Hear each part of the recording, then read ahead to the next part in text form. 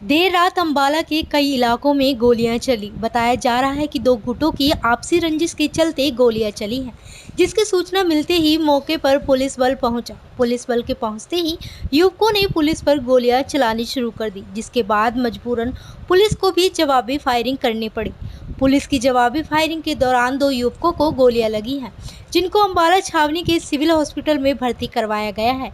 जानकारी देते हुए युवक ने बताया कि रात को वो अपनी रेहड़ी पर खड़ा था, तभी तीन युवक आए और मुझ पर गोली चलाने लगे, लेकिन मैं मौके से फरार हो गया। जिसके बाद मैं घर आया तो उन्होंने मेरे घर पर भी गोलियां चलाई। उनका कहना है कि यदि वो ना भागता वो उसे जान से मार देते। मेरा नाम आदित्य सर, मैं कालीबाड़ी चौक पर रेडी लगाता हूँ सर। मैं अपना रेडी लगा के खड़ा हुआ था, मैं फ्री हो गया था, रोटी खाने का आ रहा था बस है। मेरे पर तीन बंदे आए, मेरे पे पिस्टल निकाली, मेरे पे लोड करा। मैं 2 मिनट के अंदर भाग गया सर वहाँ पे, और उन्होंने फायर मारे सर। अगर जो मैं ना भागता वहाँ से सर, वो सर मेरे को जान से ही मार देता सर। मेरे को तो अपनी जान का खतरा है। मैं अपने घर के बाद आया, अमन, डैनी, पद्दू, मैं अपने घर के बाहर आया सर। उसके बाद भी यहाँ पर गोलियाँ चला के गए सर वो। उसके बाद भी देखो मैंने खोल दिए शंकर भाई को, है शंकर भाई के साथ सरदार जी हैं, शंकर भाई ने सरदार जी को दिए पिस्टल के खोल चक्के। कौन लोग हैं ये और किस पे आए थे? ये बंटी है, मेन बंटी करवाता है जी सब कुछ। ये बंटी अनिल विज का खास बंदा है, सब उसकी सलाह दी जाती है, सब कुछ उसकी सलाह में ही काम होता है। वो हर केस से इनको बड़ी करवाता लाता है, पैसे वो लगाता है। किसके ऊपर थे ये जो गोली चलाने आए थे? ये सर मेरे ऊपर चलाने आए थे, हमारे मोहल्ले के। ये एक्टिवा पे सर 3 बंदे सर, अमन, डैनी, पद्दू, ये 3 बंदे कालीबाड़ी चौक पे मेरे पे पिस्टल तानी, मेरे पे भाग गया सर एकदम जान बचा के। नहीं तो मैं ना भागता वहाँ से सर। ये तो मेरी जान, तो मेरे को मेरी जान पे हमला कर रहे थे। मंजली है मैम, मैं राजा की सिस्टर हूँ मैम। ये जो फायरिंग हुई है, मेरा भाई अभी घर से गया ही था, 10 मिनट्स हुए थे, इन्होंने पथराव किए। पुलिस किस टाइम पे आई, पुलिस ने इनकी नहीं सुनी और इन पे फायरिंग कर दी। फिर पुलिस इन पे आरोप लगा रही है कि इन्होंने फायरिंग की है, तो पुलिस ने उसी टाइम इन पे फायरिंग की। फायरिंग करने के बाद जब पुलिस ने इनके दोनों फ़ोन ले लिए, दोनों के जेबों में से पैसे ले लिए। रिवॉल्वर कहाँ थी, पुलिस कहाँ है इस टाइम? रिवॉल्वर भी तो होनी चाहिए अगर इन्होंने फायरिंग की है, रिवॉल्वर भी तो दिखाओ हमें। ये तो पुलिस को भी होना चाहिए मैम। अगर जो भी इनको कह रहा है कि इन्होंने फायरिंग की है, तो रिवॉल्वर भी दिखाएं जिन्होंने भी किया। लेकिन जो मारा है वो नाजायज़ मारा है, इसका हमें इंसाफ चाहिए।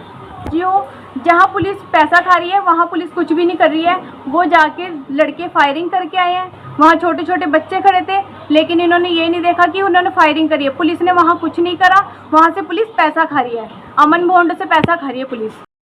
वहीं मौके पर भारी पुलिस बल तैनात किया गया। इस पूरे मामले में पुलिस अधिकारी ने बताया कि कुछ दिनों से कुछ गैंग हैं जो आपस में झगड़ रही हैं। इन दोनों ही गुटों पर फायरिंग के कई मुकदमे दर्ज हैं। इसी तरह कल रात को भी अमन बॉन्ड के आदमियों ने अमन सौंकर के घर पर फायरिंग कर दी। जिन लोगों ने फायरिंग की थी उनका पुलिस ने पीछा किया, जिसमें पीछा करते वक्त गोलीबारी हुई और जिसमें 2 लोग घायल हुए, जो सिविल अस्पताल में उपचाराधीन है। जैसे कि आपको पता ही है कि पिछले काफ़ी दिनों से कुछ एक अपराधी तत्व हैं और गैंग है जो आपस में लड़ाई झगड़ा उनका चलता रहता है। एक दूसरे पे फायरिंग के बहुत इंसिडेंट हुए हैं। पहले भी हमने बहुत 307 के और 302 के मुकदमे इसी थाने में इनके खिलाफ दर्ज हैं। कल रात को भी करीब कोई 10:30 बजे के आसपास अमन गोंड ग्रुप के कुछ आदमियों ने अमन सोनकर और जो बंटी कौशल है उसके ग्रुप के वहाँ पर फायरिंग की थी, जिस पर पुलिस को सूचना मिली। पुलिस वहाँ गई। उसके बाद जो अमन सोनकर है और इसके जो साथी हैं, इन्होंने जाके अमन बॉन्ड के घर पे और वहाँ पे फायरिंग करी। जिस संबंध में पुलिस ने सूचना मिली और उन अपराधी तत्वों ने जिन्होंने फायरिंग करी थी उनका पुलिस ने पीछा किया, और उस पीछा करते हुए हमारे जो SHO कैंट की जो टीम है, SHO कैंट के द्वारा उस गिरोह पर गोलीबारी हुई है, जिसमें 2 आदमी घायल हुए हैं जो सिविल हॉस्पिटल में उपचाराधीन है। उनमें से एक की हालत टांग में गोली लगने के कारण PGI रेफर किया गया है, एक की ट्रीटमेंट यहीं पे चल रही है। और उसमें हमने कुछ एक आदमियों को डिटेन कर रखा है। जो अपराधी उसमें वांछित होंगे उनकी गिरफ्तारी डाल के आज न्यायालय में पेश करके रिमांड लिया जाएगा। सर, इनकी कोई आपसी रंजिश काफ़ी दिनों से चल रही है। एक बंटी कौशल और जो अमन सोनकर हैं ये एक तरफ है, अमन बॉन्ड और जो गुट है ये दूसरी तरफ है। इनके काफ़ी सालों से यहाँ पे आपराधिक मामले चलते आ रहे हैं।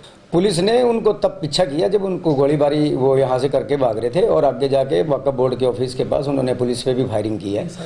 हाँ, जिसमें कुछ एक पत्रकार जो थे वो फॉलो भी कर रहे थे, उनको भी इस इंसिडेंट का पता है।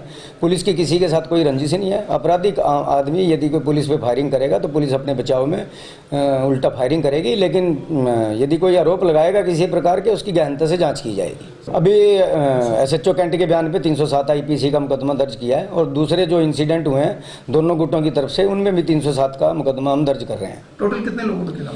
उसमें जितने नाम वो लिखवाएंगे, अभी तो हमने जो पर्चा दर्ज किया 307 का वो 4 आदमियों के ऊपर किया है। बाकी दोनों गुट एक दूसरे के खिलाफ दरखास्त दे रहे हैं, उसमें जिन जिन का नाम होगा सबके खिलाफ कार्रवाई करी जाएगी। इन 4 लोगों को पुलिस फायरिंग करने के ऊपर मामला दर्ज? हाँ, ये पुलिस पे फायरिंग करके भाग रहे थे, उन आदमियों को हमने डिटेन किया है। 2 आदमी हॉस्पिटल में, 2 को हमने गिरफ्तार कर रखा है जिनको आज कोर्ट में पेश करेंगे।